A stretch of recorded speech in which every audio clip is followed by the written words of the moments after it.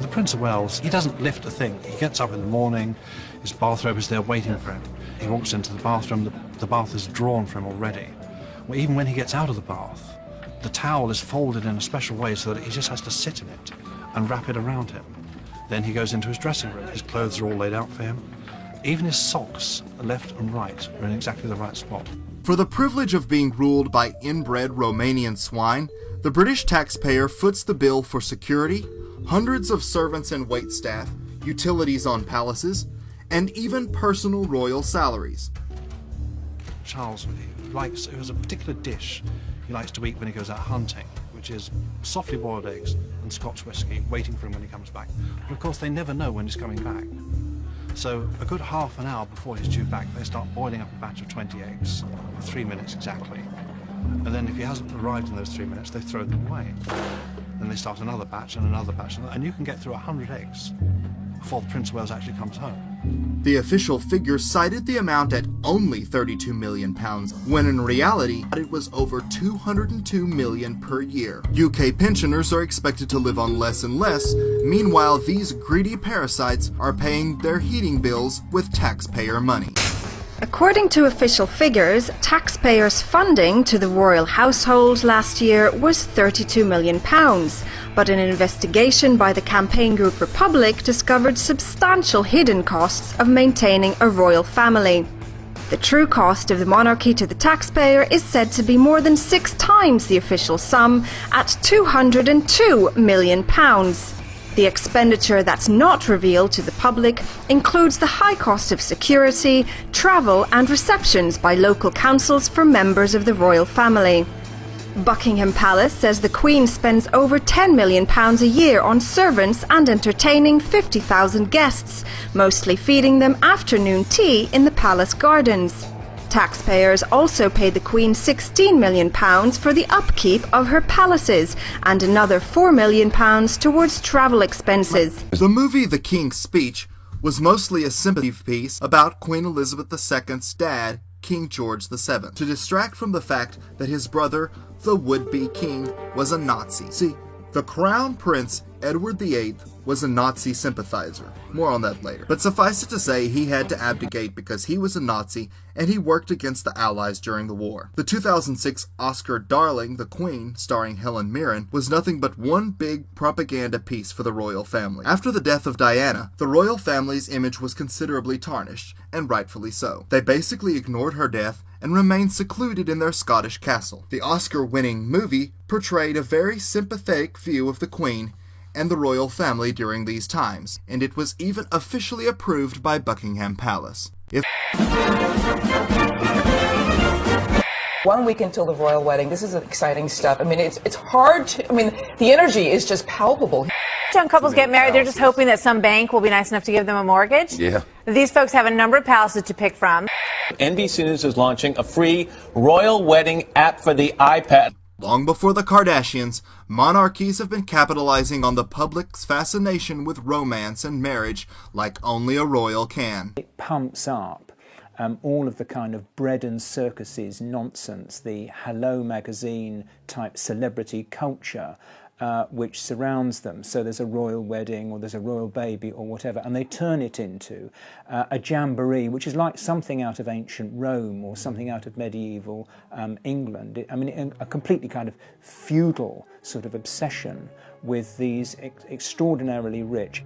The contract with the BBC to film the wedding of Prince William and Kate Middleton stipulated that the footage could not be used for humorous or satirical purposes. Australian comedy programme The Chaser had to be pulled from the schedules because it breached that ban. They conduct these elaborate rituals to entice the public and send a message about the power of the crown. Elegant robes and crowns serve as a reminder of how powerful they are and how little and poor the people are. Much like the old days when barkers and messengers would carry the news of a royal wedding from town to town, national TV outlets carry minute-by-minute royal wedding programming. For most people, a wedding is the most interested they will be in anything royal. The marriage of William and Kate had expected 2 billion viewers worldwide, and U.S. viewership was even higher than anticipated at 23 million viewers. That's 23 million Americans at 7 a.m. on the East Coast. The face value of this gigantic publicity stunt? 34 million. While that would be extravagant by anyone's standards, the royal family's wedding actually cost much, much more. In British tradition, aristocracy marries on a weekday to show they do not have to work. Because of this, the entire nation of UK was off work on the day of the wedding, which actually resulted in an estimated £6 billion loss in productivity. The monarchy has weathered its share of high-profile scandals through the years, but none as shocking as the latest child abuse scandal currently rocking the highest levels of power. In 2011, UK's beloved disc jockey and TV star Jimmy Savile died. Once idolized as a radio TV personality, he was, by many Brits, considered to be a national treasure. Jimmy bragged about his close relationship with the royal family and was even knighted by the Queen in 1990. 1 year after the UK mourned his passing, widely publicized reports began to surface claiming the man so many looked up to and admired had been a serial rapist of prepubescent boys and girls and even some adults. Within months, reports poured into local police stations with horrific rape accusations against the star. The numbers are bewildering. 450 people have come forward. 328 were children at the time. 214 crimes have been reported, 34 rapes. The youngest victim was 8. And on it goes. Hundreds must have known something. This guy was a record-breaking pedophile who preyed on victims who were in their weakest state, many recovering in hospitals or locked in mental facilities where he volunteered. Savile's abuse continued wherever he went. 50 allegations were made of abuse in 13 hospitals and in one hospice, the Wheatfield Hospice in Leeds, and claims of abuse in 14 schools and, of course, at the BBC. His relationship with the royal family was even closer than Savile himself let on. He was known to have been a go-between between Prince Charles and Princess Diana while their marriage was on the rocks. He was photographed multiple times with Prince Charles, and he even invited guests to parties on Prince Charles's behalf. Prince Charles even dined at Savile's home and sent him gifts. The way that the royal family treated Diana, that Jimmy Savile was on the inner sanctum of the royal family, and Princess Diana called him a sleazebag, and that he was a necrophiliac. A teenage boy working at Buckingham Palace revealed he was groomed and sexually abused by a VIP paedophile ring there. During their marital dispute, whenever Savile would come to Prince Charles's office, he would rub his bottom lip from the bottom of the female assistant's arm all the way up to the elbow. Not only was Savile a record-breaking pedophile himself, he was a procurer of children for the elite circles into which he was invited. He was brought into the inner sanctum by Lord Mountbatten, who is himself linked to a children's home scandal in Belfast and whose huge child porn collection is locked away in the Royal Archive. The authors of War of the Windsors state that Lord Louis Mountbatten had the nickname Dickie, and for good reason.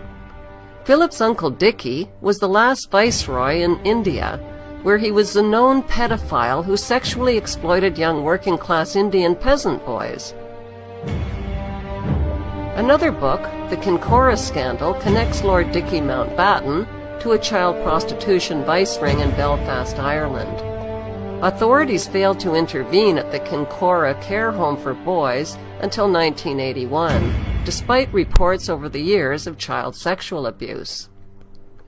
The operators of the Kincora child prostitution ring were eventually convicted in 1981 of the ritual sexual abuse of defenseless young boys who were sold like prostitutes. The children's home, called Kincora, turned out to be nothing but one big boy brothel, ran by pedophiles who then trafficked and sold these boys to the rich and powerful. How would an aging disc jockey work his way into the intimate relationships of the royal family and even become knighted? The truth is best put by the man himself. When asked about his relationship with the royal family, he said, "You see, the thing about me is, I get things done, and I work deeply."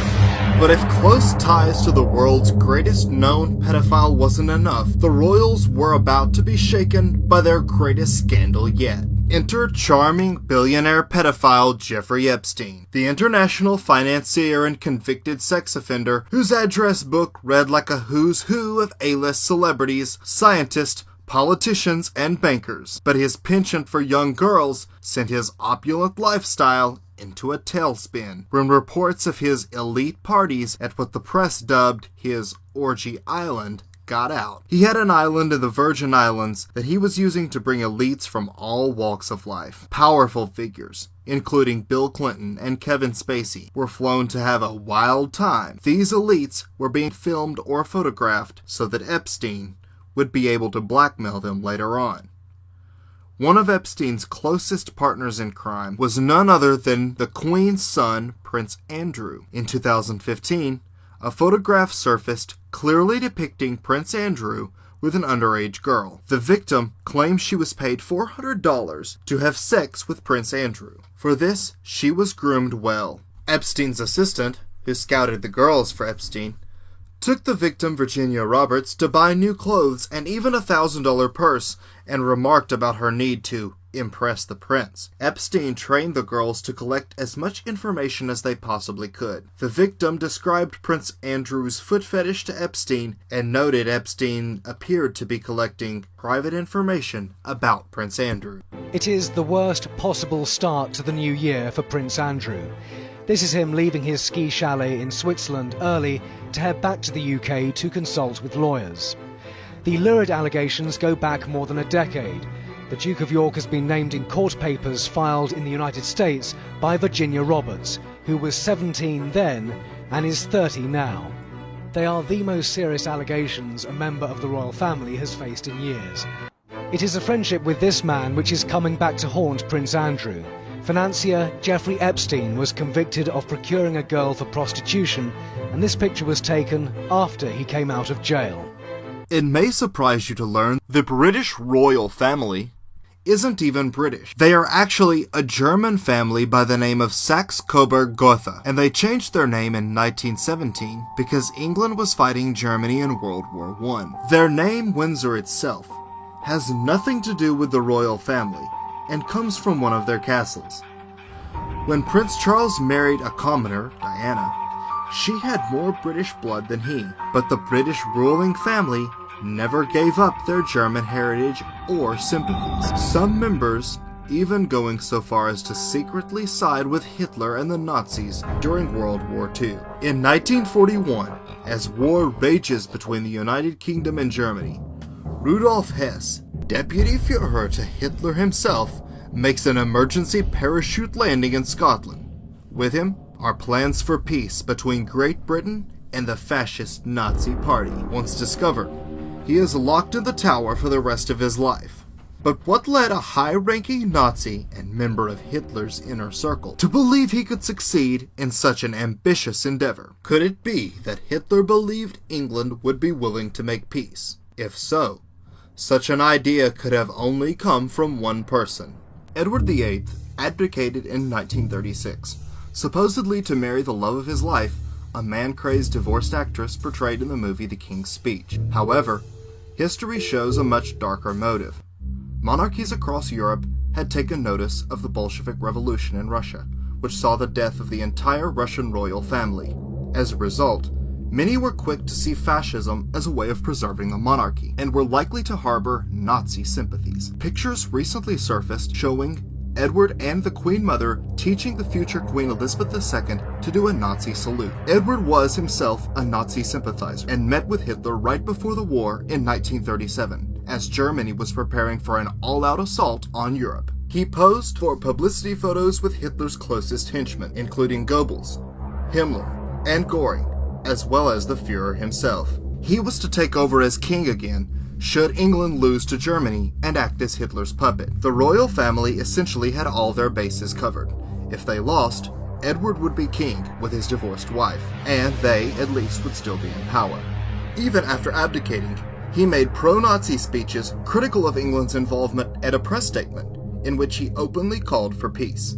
When war first broke out between England and Germany, Edward was given a symbolic position within the Naval Intelligence Agency to make it seem as if he was doing something in regards to the war effort. But in reality, Churchill had to be careful and make sure Edward never received any real intelligence, otherwise it would quickly find itself in Nazi hands. Frustrated by deliberately being left out of the loop, he quit the intelligence department. Churchill then moved him around the world, from Spain to the Bahamas, to keep him away from the Nazis, where he could not do any harm to the war effort. Still, he managed to take a vacation to America, in which he planned on meeting with President Roosevelt in order to discuss Germany's peaceful intentions. Roosevelt, however, would have none of it, and even had the FBI tail the prince wherever he went during his well-publicized Miami excursion. For all their Nazi connections, you would think the royal family would try to distance themselves from the Third Reich as much as possible, but nothing would be further from the truth. Prince Harry created quite a stir a while back when he dressed in complete Nazi regalia to a party.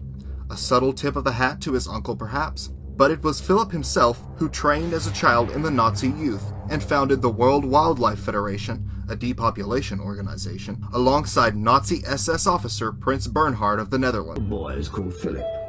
His full name is Philip Schleswig-Holstein Sonderburg Glucksburg, and he grew up in Germany. He was raised amongst his Nazi in-laws, some of whom later became high-ranking members of the SS. His Nazi relatives then sent him to this school in southern Germany, where he studied for a while under the Nazi curriculum. Philip later recalled that there was much heel-clicking and shouts of Heil Hitler were compulsory. And here's Philip, in Darmstadt, in the heart of Germany, in November 1937, attending a family funeral for some of his Nazi in-laws. Marching in front of a Sieg-heiling crowd, this is Philip, next to Christoph, his SS brother-in-law, and Philip, his Nazi stormtrooper brother-in-law.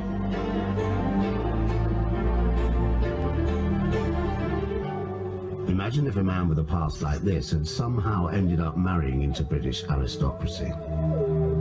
Well, he did. And as we know, he got first prize. He became the Duke of Edinburgh, also known as Prince Philip, after marrying Princess Elizabeth, the future Queen of England. In fact, all of Philip's sisters married high-ranking Nazis. The British royal family has good reasons for admiring Hitler and the Nazis. The eugenics ideas that led to genocide and sterilization were based on them. Francis Galton, the progenitor of eugenics, studied the British royal family and concluded that their positions were the result of superior genes. The royal family is at the forefront of depopulation agendas worldwide. Prince Charles is a key voice in the overpopulation movement. He flies around the world lecturing developing nations about using too much energy. Meanwhile, he lives in a palace. He gives speeches where he can be heard saying things like, "Sanctity of life should be placed in balance with the need to live within the limits of nature. The earth can't sustain us all." Perhaps the most outspoken advocate for depopulation is the Queen's husband, Prince Philip. Prince Philip famously stated that if he were to be reincarnated, he would like to return as a deadly virus to kill as many humans as he can. Seriously. This is a serious comment made during an interview. In another interview he gave, he essentially said that large families should be curbed to control food costs. This man has an obvious hatred for humanity. The preface to one of his books is all about how he grew up on a hunting estate and how he learned at an early age the importance of culling the surplus population. He continues to give speeches extolling the need for population reduction around the globe. For centuries, rumors have swirled around the royal family claiming that their infamous lineage is actually inbred. Not only are the rumors true, the situation is actually far worse than most have heard. Genealogists actually consider the royal family to be a distinct subgroup due to generations of inbreeding. Dating back to the time of the ancients, rulers have believed they rule because of divine blood, and they would often marry only members of their own family. Well, the royals always saw themselves as a race apart. This is why royals married other royals, why they would never allow any marriage out of a royal family. It didn't matter if a princess was ugly or stupid or ill or anything. As long as she was a member of a royal family, this is really what was most important. The British royal family are no exception. Queen Elizabeth II is married to her second cousin, Philip, just as Queen Victoria married her second cousin. Charles and Diana were actually 11th cousins, as were William and Kate. This much inbreeding in one family is not without its biological repercussions, both physical and mental. Some diseases, caused by royal inbreeding, are more gruesome in nature. In the 16th century, rumors spread throughout villages of grotesque ruling families who drank blood and consumed human flesh. Recent reports have come to light showing the royal family has a long history of consuming not only human blood, but meat as well, long known for their love of lavish banquets. What is less well known is the British royals' taste for human meat. A new book on medicinal cannibalism has revealed that British royalty consumed parts of the human body. Reports claim that it ended in the time of Queen Victoria. But their cannibalistic behavior can be better understood when you realize that inbred people often develop a bizarre disease called porphyria. Porphyria is a royal blood disorder caused by the mixing of aristocratic Boyer houses with the Slavic regal bloodlines that produced a genetic ailment that has been suggested as an explanation for the origin of vampire and werewolf legends, based upon a number of similarities between the conditions and folklore that was first speculated upon by biochemist David Dolphin in 1985. Porphyria cutanata tarda presents clinically as a pathological sensitivity of skin exposed to light, causing scarring, hair growth and disfiguration. Additionally, it was believed that the patient's missing blood could be absorbed through the stomach, correlating with legends of hematophagy. This is otherwise known as the vampiric feeding upon fresh blood. Strangely enough, these monstrous symptoms can actually be treated by consuming human blood, which is likely where the first legends of vampirism began. Indeed, Bram Stoker based his stories of Count Dracula on Vlad the Impaler. Prince Charles is a direct descendant of Vlad the Impaler, and brags about how great the Count was, and even lives in Romania, where the castle is part of the year. Distant past. The genealogy shows that I'm descended from Vlad the Impaler, you see.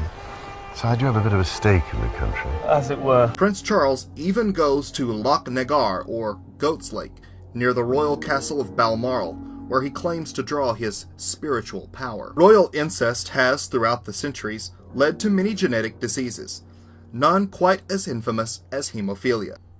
Hemophilia was passed to the British royal family again through the Russian line. Again, these conditions can be temporarily relieved by drinking human blood. This practice of consuming human victims led to rampant rumors of vampires among villagers, and warnings not to go near the castle. Enter the Kamloops Catholic Boarding School for Aboriginals, British Columbia, 1964. The school is at a frenzy. For days they have been frantically preparing for a visit from the Queen herself. The children have been washed and given new clothes for the first time in weeks. She arrived with surprisingly little fanfare, before selecting a group of students to accompany Prince Philip and herself on a picnic. The ones she chose seemed to be the smarter kids of the class. Along with a priest, the group made their way to a meadow beside a nearby creek, where each child was made to bow and kiss Queen Elizabeth's foot. After the picnic, she was seen leaving with 10 of the Aboriginal children, 7 boys and 3 girls. They were never seen or heard from again. Here is Kevin Annette, a pastor who's been warning about the abuse of children in Canada, but with links back to Britain. He's now been banned from Britain. And links to the Crown as well. Our Queen and Prince Philip going out to Canada and taking 10 children from the smart class of a school, and those kids never been seen again, and made to kiss our Queen's feet. An eyewitness, William Coombs, died suddenly while undergoing routine tests not long after giving his testimony to a local radio show. But this is not the first time the Queen has been connected to missing people. In 2012, the body of a teenage girl who had been missing for over a year was found at the Queen's Sandringham estate. Evidence suggests she was the victim of a murder, and that the body had been there roughly 4 months. That time frame would place the time of death around the Druidic holiday of Mabon. Mabon is widely celebrated by occult enthusiasts, but none more so than the Druids with whom the holiday originated. Queen Elizabeth can be seen in a rare photograph showing her in full Celtic regalia, continuing the ancient Druidic traditions in a ceremony before her coronation. On this important ritual day, the ancient Celtics would sacrifice a human burned alive in a giant wicker man. Perhaps someone just got sloppy with the last Mabon sacrifice. But this isn't the first time Her Majesty has a body turn up on her property. An American by the name of Robert James Moore was found dead on a strange hand-built hut on an island right outside of Buckingham Palace. He was described as having an obsession with the Queen. For 15 years, he had been sending offensive letters and packages to her, and had been living on a nearby island to spy on the palace. This island is somewhat inaccessible. You have to swim out to it, but locals described it as having the perfect view of the palace. From there, you would be able to see all the comings and goings of the royal family. The coroner on this case described it as, quote, an excellent, unimpeded view of the palace. His body had been there for years before it was discovered by tree trimmers on the island. By this time, only a skeleton remained, but the medical examiner was careful to avoid ruling out foul play, calling his death undetermined. What had Moore seen on his Robin Crusoe-style voyeur's nest, and could it have played a role in his untimely demise? It would appear murderous, cannibalistic royals are still very much alive today.